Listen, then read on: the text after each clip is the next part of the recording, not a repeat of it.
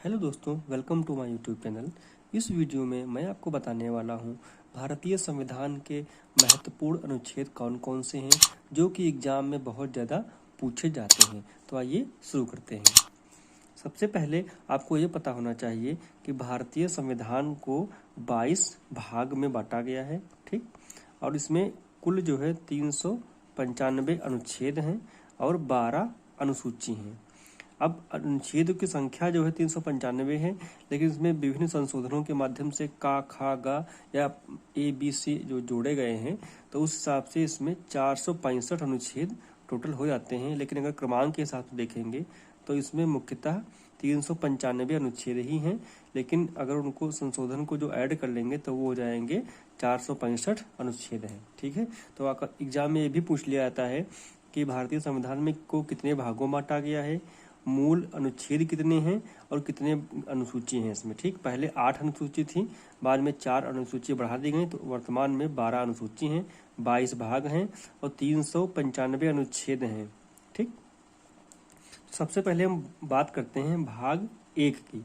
तो भाग 1 में मुख्यतः जो है अनुच्छेद 1 से 4 जो है उसको भाग 1 में रखा गया है। तो इसमें अनुच्छेद 1 जो है इसे कहता है कि संघ का नाम और राज्य क्षेत्र, यानी कि भारत जो है राज्यों का संघ होगा, ठीक। जो राज्य हैं भारत के, ये मिलकर क्या बनाते हैं, एक संघ का निर्माण करते हैं, ठीक। यहाँ पे कोई भी राज्य जो है अपनी मर्जी से संघ से अलग नहीं हो सकता है, ठीक। नेक्स्ट है अनुच्छेद नंबर 2, नए राज्यों का प्रवेश या स्थापना। अनुच्छेद 2 बहुत इंपॉर्टेंट है। नए राज्यों का प्रवेश या स्थापना से मतलब है कि अगर कोई ऐसा राज्य, ऐसा क्षेत्र जो वर्तमान में भारत के क्षेत्र में शामिल नहीं है, ठीक है, लेकिन वो बाहर किसी देश से टूट कर या हम उसको अगर अपने देश में शामिल करते हैं, तो इसके लिए प्रावधान अनुच्छेद 2 में दिया गया है, यानी कि नए राज्यों का प्रवेश हो या स्थापना।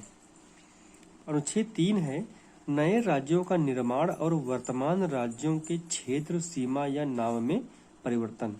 अनुच्छेद 3 ये कहता है कि वर्तमान में जो भारत में राज्य हैं उसमें से अगर किसी राज्य को काट कर नया राज्य बनाना है या क्षेत्र की, किसी राज्य की क्षेत्र की सीमा में कोई बदलाव करना है या राज्य का नाम में कोई परिवर्तन करना है, इसका प्रावधान अनुच्छेद 3 में दिया गया है। तो अनुच्छेद 2 और अनुच्छेद 3 में कंफ्यूज नहीं होना है। अनुच्छेद 2 ये कहता है कि अगर किसी दूसरे देश के क्षेत्र को भारत देश में शामिल करना है तो अनुच्छेद 2 वहाँ पे कार्य करेगा।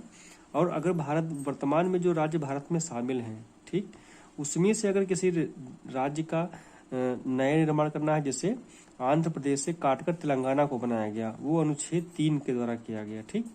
और अगर किसी राज्य का नाम बदलना है या कुछ राज्यों के आपस में सीमाओं का विवाद है, क्षेत्र अगर सीमाओं में कोई बदलाव करना है, तो वो अनुच्छेद 3 के द्वारा किया जाएगा।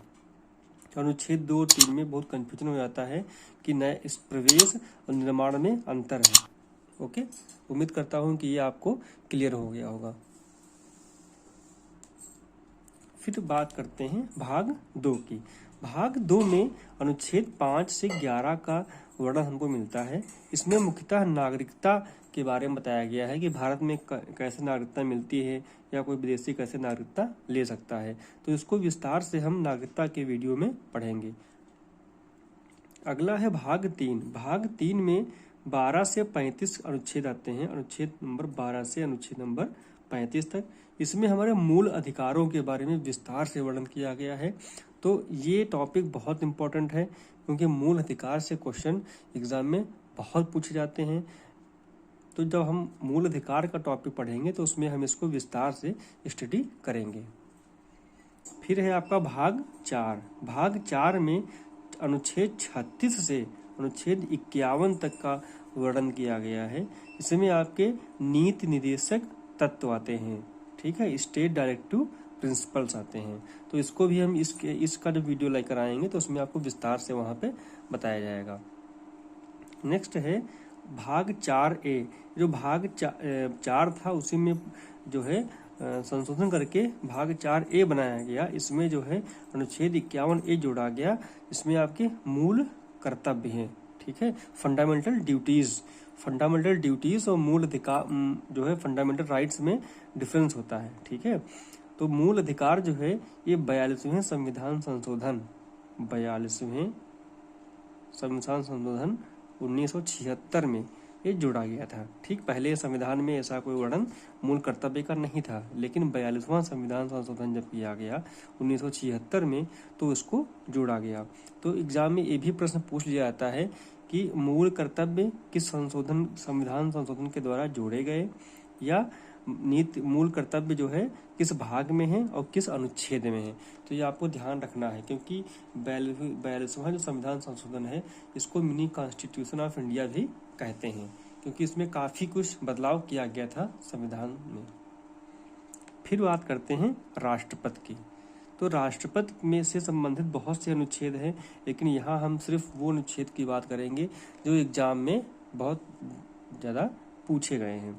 तो अनुच्छेद 52 जो है ये कहता है कि भारत में एक राष्ट्रपति होगा, यानी कि इसमें अनुच्छेद 52 में भारत के राष्ट्रपति के पद की बात की गई है।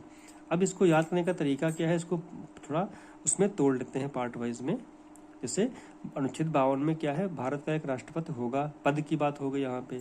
फिर जब किसी का कोई पद है तो उसके कुछ शक्ति भी होंगी और उसके कुछ कार्य भी होंगे, यानी कि उसको कौन कौन सी पावर हैं और उसके कौन कौन से फंक्शन हैं, उसको कौन कौन से वर्क करेगा। तो इसमें अनुच्छेद 53 में उसकी शक्ति और कार्य के बारे में बताया गया है।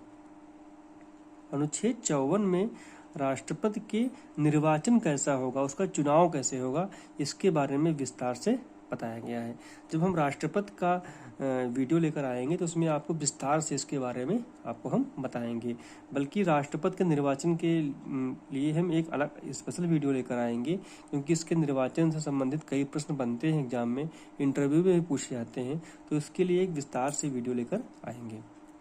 अनुच्छेद 61 में महाभियोग के बारे में बताया गया है कि राष्ट्रपति का निर्वाचन तो हो गया, उसका पद भी बना दिया गया, लेकिन अगर उसको हटाना पड़ जाए तो उसके लिए क्या प्रक्रिया है। तो इसमें महाभियोग के बारे में वर्णन किया गया है कि राष्ट्रपति पर महाभियोग लगाकर हम उसको हटा सकते हैं। अनुच्छेद 72 में क्या है, इसमें क्षमादान की बात की गई है, यानी कि राष्ट्रपति को जो है क्षमा शक्ति जो है उसके पास है, यानी कि अगर किसी व्यक्ति को कुछ सजा हुई है तो इसको राष्ट्रपति को एक शक्ति प्राप्त है कि उसको उसकी सजा को ये माफ कर सकता है, उसको क्षमा कर सकता है। अनुच्छेद 85 यानी कि 85, इसमें क्या है कि संसद सत्र या उसको लोकसभा को ये विघटन कर सकता है, यानी कि संसद सत्र को बुला सकता है ये कभी भी, और जो है लोकसभा को प्रधानमंत्री की सलाह से ये विघटित भी कर सकता है। ओके। अनुच्छेद 123, ये क्या है, अध्यादेश। जब हमारा संसद यानी कि लोकसभा और राज्यसभा का सत्र नहीं चल रहा होता है, ठीक, और अगर हमें कोई इमरजेंसी में कानून लाना होता है तो राष्ट्रपति को एक शक्ति दी गई है कि वो अनुच्छेद 123 के तहत अध्यादेश जारी कर सकता है, और अध्यादेश के तहत ये जो है कानून बनाया जा सकता है। इसकी कुछ कंडीशंस हैं, कुछ सीमाएं हैं, उसको हम जब इसके अध्यादेश के बारे में वीडियो में बात करेंगे वहाँ पे आपको इसके बारे में विस्तार से बताया जाएगा। फिर है अनुच्छेद 143। अनुच्छेद 143 क्या है कि राष्ट्रपति जो होता है वो अगर किसी कहीं पे उसको कोई कानूनी सलाह की ज़रूरत है तो वो सुप्रीम कोर्ट से जो है, ठीक, सुप्रीम कोर्ट ऑफ इंडिया से एक परामर्श ले सकता है किसी भी कानूनी मुद्दे पे। लेकिन यहाँ पे एक कंडीशन ये जुड़ी है, सुप्रीम कोर्ट जो सलाह देगा राष्ट्रपति को, उस सलाह को मानने के लिए राष्ट्रपति बाध्य नहीं है। यानी कि सुप्रीम कोर्ट सलाह तो दे सकता है राष्ट्रपति को जब वो मांगेगा तो, लेकिन राष्ट्रपति ये बाध्य नहीं है कि उसकी सलाह को माने या ना माने। वो राष्ट्रपति के विवेक पर डिपेंड करेगा कि सुप्रीम कोर्ट के ने जो सलाह दिया है वो उसको माने या ना माने। तो दोस्तों ये हमारा महत्वपूर्ण अनुच्छेद का जो है वीडियो नंबर 1 था। इसके संबंधित मैं वीडियो और लेकर आऊँगा, क्योंकि अगर एक ही में सब बताएंगे तो वीडियो काफ़ी लंबा हो जाएगा। ठीक, तो उम्मीद करता हूँ ये वीडियो आपके लिए काफ़ी हेल्पफुल लगा होगा। अगर वीडियो पसंद आए तो वीडियो को एक लाइक जरूर कर दें। अगर आप चैनल पे नए हैं तो प्लीज़ चैनल को सब्सक्राइब कर लें, और पास में जो बेल आइकन है उसको भी प्रेस कर दें, ताकि मेरे आने वाली नई वीडियो का नोटिफिकेशन आपको सबसे पहले मिल सके। Thanks for watching. मिलते हैं नेक्स्ट वीडियो में। Bye bye, take care.